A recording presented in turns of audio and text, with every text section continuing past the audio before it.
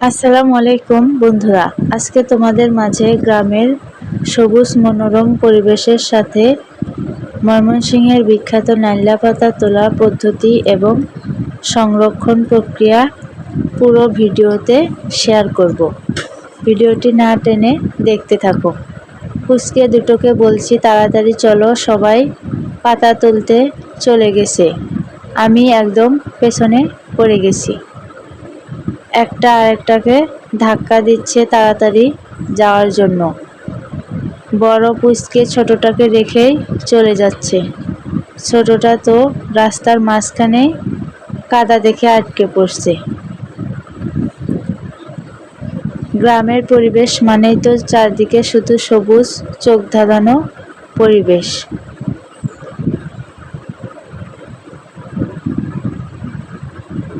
যেহেতু আমরা পিছনে পড়ে গেছি, তাই বড়টা সামনে একটু যেয়ে দাঁড়িয়ে আছে আমাদের জন্য। রাস্তার দুপাশে সবুজ, মাঝখান দিয়ে মেঠো পথ। সামনে একটা ছাগল বাঁধা আছে। পুচকে দুটো আসছে না। ওখানে কামরাঙ্গার গাছ দেখে তারা দাঁড়িয়ে পড়েছে কামরাঙ্গা খাওয়ার জন্য। তারপর একটাকে দেখে আরেকটা দৌড়ায় আসছে। এখানে পুচকে দুটো ছাগলটাকে আদর করে দিচ্ছে। আমি তাদের ডাকছি, কিন্তু আমার কোনো কথাই শুনছে না। ছাগলকে তারা আদর করতে অনেক ব্যস্ত। তো তাদের বললাম সবাইকে একটু হাই দিয়ে দাও। সে সামনের দিকে তাকিয়েই হাই দিচ্ছে, একটু ঘুরে দাঁড়িয়েছে। তো চলুন এখন আরেকটু সামনে এগিয়ে যাই। এখানে দেখা যাচ্ছে বাড়িতে দুটো হাঁস একদম ঘরে উঠে যাচ্ছে। তাদের অনেক ক্ষুধা লেগেছে মনে হচ্ছে, খাবারের জন্য তাকায় রয়েছে, কিন্তু তাদের মালিক অন্যদিকে ব্যস্ত।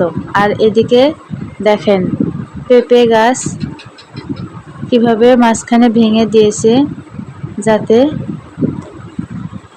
পেঁপে ধরে। আর আমরা এখানে চলে আসলাম কামরাঙ্গা পাড়তে। যেহেতু পুচকে দুটোর খেতে ইচ্ছে করেছে, তাই আমি তাদের কামরাঙ্গা পেরে দিচ্ছি।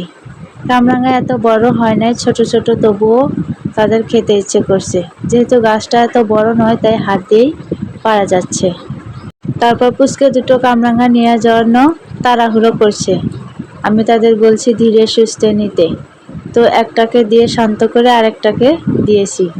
দুজনকে ভাগাভাগি করে দেওয়ার পর বললাম তাড়াতাড়ি চলো। সবাই পাতা তুলে ফেললো।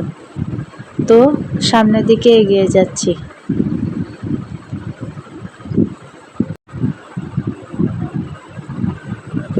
তারপর যেহেতু সে বড় পুচকে ছোটটাকে একটু আদর করে দিচ্ছে, সান্ত্বনা দিচ্ছে, তোমাকে বেশি দেওয়া হয়েছে।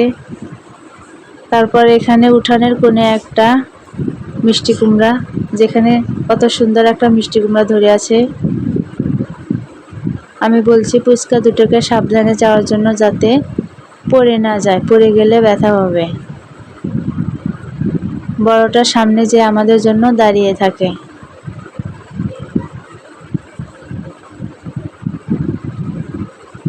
দেখেন গ্রামীণ পরিবেশ মানেই চারিদিকে শুধু সবুজ আর সবুজ, একদম চোখ ধাঁধানো। যারা শহরে বন্দি পরিবেশে থাকে তারাই শুধু বুঝে গ্রামের সবুজ পরিবেশটা কত শান্তির। আর যারা গ্রামে থাকে তারা তো শান্তিতেই থাকে। তো দুজনে দৌড় দিয়ে এখানে এসে আটকে পড়েছে, আর যেতে পারছে না। সামনের রাস্তাটা একটু কঠিন। নাইলা গাছগুলোকে ঢাকিয়ে তারপর যেতে হবে। আমাদের আঞ্চলিক ভাষায় পাট গাছকে নাইলা গাছ বলা হয়। দেখেন এখানে সবাই অলরেডি পাতা তুলতে ব্যস্ত।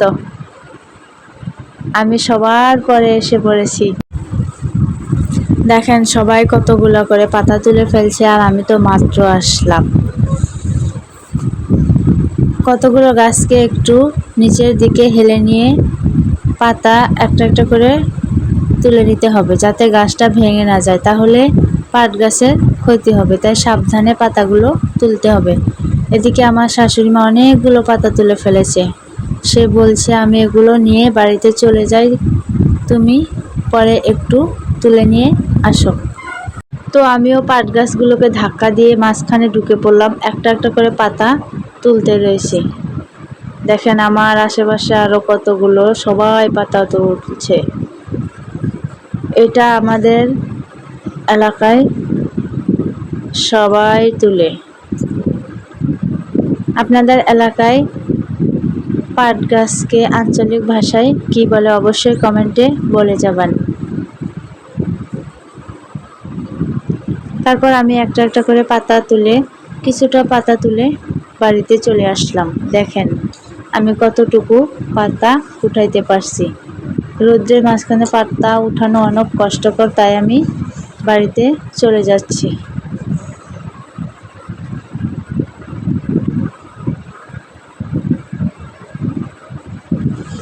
ক্ষেতের মাঝখান দিয়ে দুদিকে সবুজ, মাঝখানে মেঠো পথ, শান্তি। গ্রাম মানেই শান্তি। তো রাস্তা দিয়ে যাওয়ার সময় দেখি এখানে কত সুন্দর একটা ফুল ফুটে আছে। আর বলে না গোবরেও পদ্ম ফুল ফুটে, গ্রামেও এমন। তারপর এখানে পাতাগুলো এনে কুচি কুচি করে কেটে ছোট ছোট টুকরা করে নেব। তারপর এগুলোকে রোদ্রে শুকিয়ে নেব। রোদ্রে ভালো করে শুকিয়ে নেওয়ার পর একটা পলিথিনে সবগুলো উঠিয়ে নেব। আমার শাশুড়ি মাকে আমি কতগুলো পলিথিন দিয়ে দিলাম, সেগুলোকে তুলে ভালো করে মুখটা বন্ধ করে রেখে দেবে। এভাবে রাখলে আপনি অনেক দিন সংরক্ষণ করে খেতে পারবেন। আজকে এই পর্যন্তই, ধন্যবাদ।